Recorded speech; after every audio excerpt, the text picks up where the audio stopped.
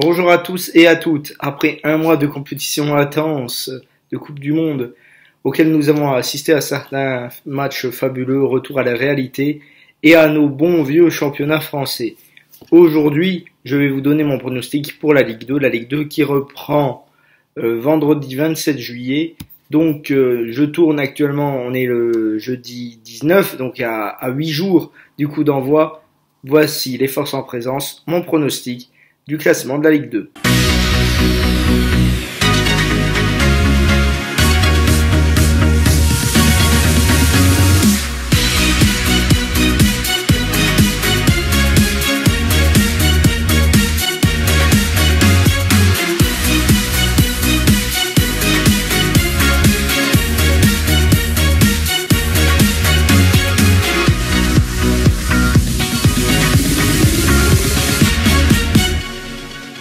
Bien, je vais vous donner mon classement club par club, en commençant de celui que je pense finira premier à celui qui, je pense, finira dernier.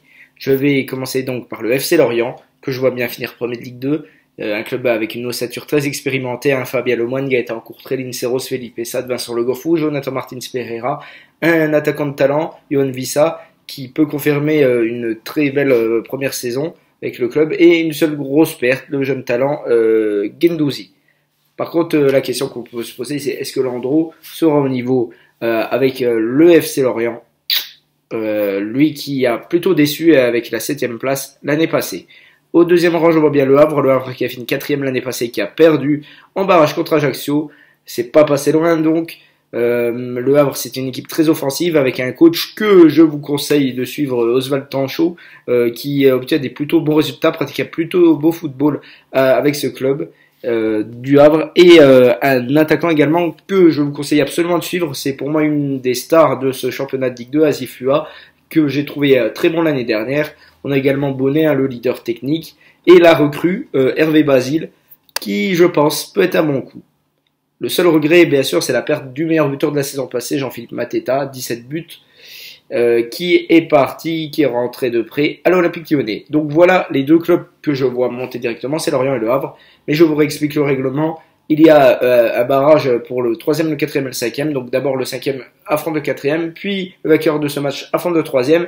Et le vainqueur de ce deuxième match affrontera le 18e de Ligue 1.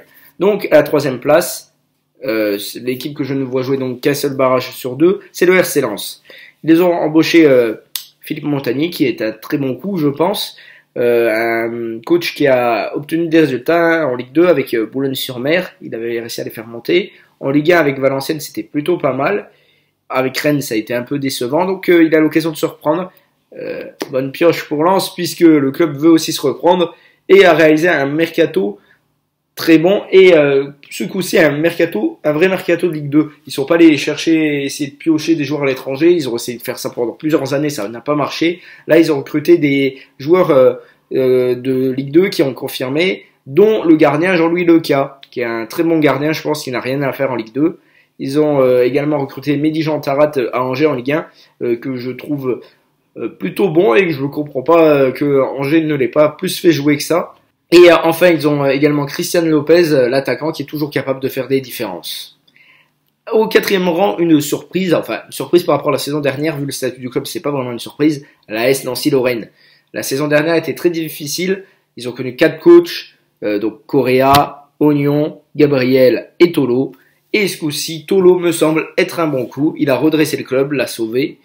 Et le club de plus n'a pas besoin de vendre, ça c'est une bonne nouvelle pour eux. Ils ont touché un pourcentage sur les transferts d'Amadou et de Clément Langlais. Ils ont touché près de 5 millions d'euros, il me semble. Et le recrutement, pour le coup, est très intelligent. Peut-être même le meilleur de Ligue 2 actuellement, avec les anciens capitaines de Reims et Strasbourg, Danielson Dalcruz et Ernest Seca. Ça fait du bien d'avoir des leaders dans une équipe qui en manquait cruellement l'année passée. Le seul problème, c'est qu'il faut recruter un buteur pour remplacer Youssouf Hadji, le buteur star de l'équipe, qui a encore été le meilleur buteur de l'AS Nancy-Lorraine la saison dernière. S'ils arrivent à trouver un vrai buteur, cette équipe jouera à coup sûr la montée. Vous pouvez parier dessus. Le 5e est un autre club que je vois très certainement jouer la montée, le FC Metz. C'est difficile de remonter. Mais Metz a pu se préparer puisque le club était condamné depuis assez longtemps, malgré un léger espoir de remontée qui n'a pas vraiment duré. Le seul problème, c'est que l'effectif a connu une véritable lessive, si vous me permettez l'expression, lors de ce mercato. On a perdu du côté de Metz Eiji Kawashima, c'est une grosse perte, qui a été remplacé par Ukija et Bernardo. Enfin, Bernardo était déjà au club, mais il était troisième gardien. Là, il peut être propulsé premier gardien, à moins que ça soit Alexandre Ukija, qui était le deuxième gardien de Strasbourg, qui deviendrait dès lors le premier gardien de Metz. Faut suivre. Je ne sais pas s'ils sont capables de faire la différence. Je ne pense pas. Enfin, de faire la différence comme l'a fait Kawashima, ça sera très difficile. Heureusement, ils ont été assez intelligents pour prendre un grand coach, Frédéric Antonetti. Je pense que c'est un très très bon coach de Ligue 1. Donc pour la Ligue 2, voilà, s'il sait préparer ses joueurs au combat physique qu'est ce championnat de France de Ligue 2, ça sera très bien.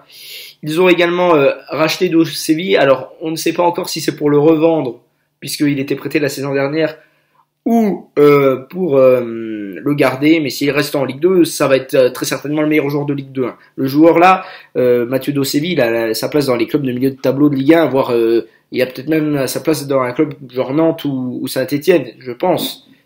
Derrière, il y a aussi de la qualité, hein, comme Renaud Coad, très expérimenté, et puis un véritable leader, Ivan Baliou, qui a été décevant cette saison, alors qu'on l'avait trouvé plutôt pas mauvais les saisons dernières, et de la jeunesse comme Ibrahim Magnan. Le recrutement est pléthorique, il risque d'avoir un retard à l'allumage au départ avec trop de recrues à mon goût, et c'est pas terminé, même si les recrues sont plutôt pas mal. John Boy, Maïga, Sunzu, Gakpa, ça me paraît des bons coups. Donc voilà, les 5 clubs qui lutteront pour la montée seront Lorient, Le Havre, Lens, Nancy et Metz. Pour moi, on va passer au club du milieu de tableau, on va aller un peu plus vite vu que c'est pas forcément ce qui est le plus passionnant, le milieu de tableau. À la 6e place, je vois la AJ Auxerre, équipe assez stable, Corée à l'expérience de la Ligue 2. Belugou est arrivé, c'est un patron pour la défense. L'année dernière, l'AJ Auxerre, c'était mon grand favori et ils m'ont déçu. Mais cette saison, ils ont quelques têtes de gondole comme Belugou, justement, mais également Mohamed Diatara qui est un très bon avant-centre de Ligue 2, il peut faire la différence et emmener Auxerre vers le haut du milieu de tableau. À la 7e place, Brest, c'est dommage de perdre le symbole du club Grougy. Alors j'ai appris qu'il prenait sa retraite, c'est dommage, je pense que même à 35 ans, il aurait encore pu apporter au stade brestois, mais il y a un très bon groupe avec des joueurs habitués de la Ligue 2, hein, des Faussurier, Castelletto, Weber, Charbonnier ou Bertonnier. Il y a également Furlan qui connaît le championnat par cœur, hein, c'est le pro de la remontée. Et là, le problème, c'est que les 6 équipes que j'ai citées avant me paraissent meilleures que Brest, et c'est un souci. Je pense que c'est un souci pour le stade brestois. À la 8e place, le Grenoble Football 38. Il y a toujours un promu surprise cette année. Je vois bien les Grenoblois qui ont bien recruté. Ils ont un bon milieu pour se développer, hein. Ils ont un super stade notamment. Et au niveau de l'effectif, ils ont des joueurs comme Montbrice qui les a rejoints. Il a l'expérience de la Ligue 2. Il y a Boyer également qui a l'expérience de la Ligue 2. Il y a un joueur que je vois comme l'une des révélations, peut-être Maxime Spano, l'ancien Toulousain. Et le duo de devant, Sotoka, Belvito, des joueurs qui ont brillé en national, à voir s'ils y arriveront à l'échelle supérieure. Au 9e rang, les Chamois niortais, la stabilité est gageur de réussite en Ligue 2, et Niort a un groupe stable avec des éléments qui se plaisent au club, comme des Dona Endo, Djigla, Dembélé, Alakbe ou Aguazi. Quand on rajoute un recrutement de joueurs de division inférieure, dont il y a toujours un ou deux joueurs qui brillent, on se souvient de ce qu'a fait Dijon, notamment les échelons supérieurs avec des joueurs comme Lesmelou. Niort, c'est un peu la même politique de recrutement. Et c'est possible, du coup, si un ou deux de ces joueurs percent, de voir Niort devenir un véritable poil à gratter dans ce championnat. C'est une équipe qui est rarement inquiétée pour la descente, qui n'a pas vraiment non plus joué la montée depuis son retour en Ligue 2, donc pourquoi pas les voir jouer un petit peu plus haut cette saison. Au 10e rang 3, pourquoi je vois un relégué aussi bas? Parce qu'ils ont changé de coach déjà, ils ont remplacé Jean-Luc Garcia qui avait l'expérience par Rui Amelda qui ne l'a pas vraiment. Et puis les meilleurs joueurs sont partis, hein, les Azamoun, Grand Cyr, Erel et Belugou, ça fait beaucoup. Et du coup, il va falloir reconstruire l'effectif. Je vois bien 3 faire une saison de transition cette année. Au 11e rang, Sochaux, comme 3, ça sera une saison de transition. Le club a des soucis financiers avec l'actionnaire Edus. Il y a la perte de Florian Martin qui est fort probable. Or, Florian Martin, à mon sens, c'est le meilleur joueur de Ligue 2. Il a un pied gauche magnifique. C'est un joueur qui, franchement, n'a rien à faire dans la division. Je me demande ce qu'attendent les clubs de Ligue 1 pour le recruter parce qu'il n'est pas non plus tout jeune. Je crois qu'il a 27 ou 28 ans. À Sochaux, il y a également 13 départs. Donc, le retour de près de Kalulu, le départ de Tousgar en avant. Et le recrutement de joueurs qui sont pour l'instant totalement inconnus au bataillon. Du coup, ça me paraît compliqué pour Sochaux de se mêler à la lutte pour la montée cette saison. Je les vois bien vraiment passer une saison tranquille dans le milieu de tableau, avant pourquoi pas de se développer pour rejouer la montée dans les prochaines années. Au 12e rang, Valenciennes. Valenciennes, contrairement aux deux autres clubs, c'est un club stable de milieu de tableau. Ils ont fait un bon recrutement, le recrutement de Geoffrey Cuffo qui vient de l'AS Nancy-Lorraine. Bon, il était passé à côté de la saison dernière, mais c'est un guerrier et un joueur qui pourrait motiver les troupes à Valenciennes. Malgré tout, le groupe est jeune et manque trop de qualité pour jouer la montée dès cette saison. Mais voilà, faut laisser Valenciennes mûrir. Et je pense que d'ici quelques années, c'est une équipe qui pourrait faire mal si elle ne vend pas à chaque année ses meilleurs éléments comme elle l'a fait l'année dernière avec Nuno da Costa, qui a plutôt brillé du côté de Strasbourg. Au 13e rang, je vois bien le Clermont Foot Auvergne, chaque année Clermont est dépouillé, encore plus après une bonne saison. Du coup, exit à York, Bernardoni qui retourne à Bordeaux et le défenseur central Saint-Onge. Il y a également Dugimon qui devrait suivre. Donc voilà, une nouvelle équipe en reconstruction. Je vois bien les équipes qui se reconstruisent, les trois Sochaux ou Clermont au milieu de tableau, parce qu'ils ont quand même de la qualité dans leur groupe. Et puis clairement il y a un coach de talent dont on parle peu, c'est Pascal Gastien qui a eu des résultats avec Niort, qui a eu des résultats avec Châteauroux et qui maintenant en a avec Clermont. Donc je vois bien le club se maintenir sans trop de soucis. Au 14e rang, et là on se rapproche tout doucement de la zone dangereuse. Ajaccio. Alors Ajaccio qui a été perturbé lors de son barrage, je ne vais pas revenir sur des éléments extérieurs au football. Il y a un risque du coup de déconcentration pour cette équipe qui se sera attendue sur les terrains, et c'est également le cas de leurs supporters. Eka qui est parti du club, c'est quand même un joueur qui était certainement un leader dans cette équipe. L'effectif manque de qualité bien qu'il y ait du cœur. Du coup, le cœur ça servira à éviter la descente, mais clairement je ne les vois pas refaire une saison comme la saison dernière, malgré le fait, je cite beaucoup de coachs comme étant des coachs de grand talent, mais Olivier Pantaloni l'a prouvé même à l'échelon supérieur lorsqu'il a sauvé plusieurs fois Ajaccio. Donc je vois bien les Corses finir en bas de milieu de tableau. Au 15e rang, la Berrichonne de Châteauroux, une saison réussie l'an passé où ils ont fini 9e. Là ça va être plus dur sans l'effet de surprise. L'effectif va pas vraiment bouger et pourtant un recrutement défensif est nécessaire. La Berrichonne a encaissé 50 buts l'année dernière. Au 16e rang, Orléans qui avait énormément recruté l'année dernière, ça m'avait fait un peu peur, je les voyais descendre. Mais finalement, elle a atteint une matière facile. Et du coup, je pense qu'ils voudront la même chose. Il y a de la qualité, mais le meilleur buteur Gomis est parti à Lens. Quand je parlais que Lens récupérait des bons éléments de Ligue 2, il y a eu encore Gomis du côté d'Orléans. Il y a quelques joueurs d'expérience qui peuvent amené à réussir la mission maintien, notamment le défenseur central Cédric Cambon.